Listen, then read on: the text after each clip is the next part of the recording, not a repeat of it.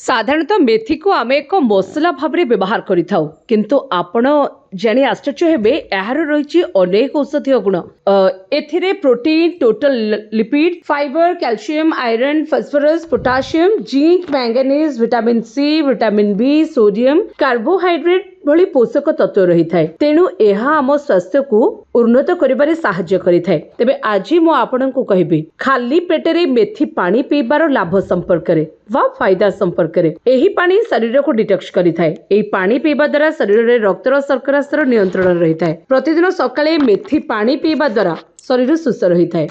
मेथी पानी ओजन ह्रास करिबारे मध्य सहाय्य करिथाए। जदि आपण नियमित भावे मेथी और पान मधुरी पानी पियंते तेबे यह शीघ्र मेदबहुलता ह्रास करिथाए। या सहित मेथी पानी डायबिटीज रोगी बहुत लाभदायक अटे।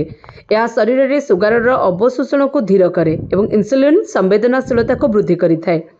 मेथी पानी रे थिबा एंटीऑक्सीडेंट त्वचारू विषाक्त पदार्थ को बाहर करे। यह त्वचा को एक प्राकृतिक चमक दे थाए और व्रण भली समस्या को कम करिथाए। महिला मानक मध्य अनियमित ऋतुस्राव किंबा पीसीओएस भली हार्मोन असंतुलन जो होता समस्या रे मेथी पानी आराम दे थाए। या सहित मेथी पानी केशमूल को पोषण करिथाए, रूपी कम करिथाए, केश झड़बारू रोकी थाए।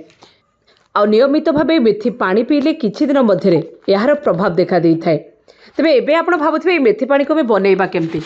प्रथमतः मेथी पानी बनैबा को हेले 1.5 चम्मच मेथी दाना को एक ग्लास विशुद्ध पानी रे राति सारा भिजंतु। सकाळ उठिबा परे ए पानी को भलो भाबे छाणी दियंतु एवं परे खाली पेट रे पियंतु। जदि आपण चाहंती आपण परे मेथी दाना को मध्य खाई परिबे। तेबे सकाळे खाली पेट रे मेथी पानी पीबा द्वारा आपण को आश्चर्यजनक फायदा मिलिबो।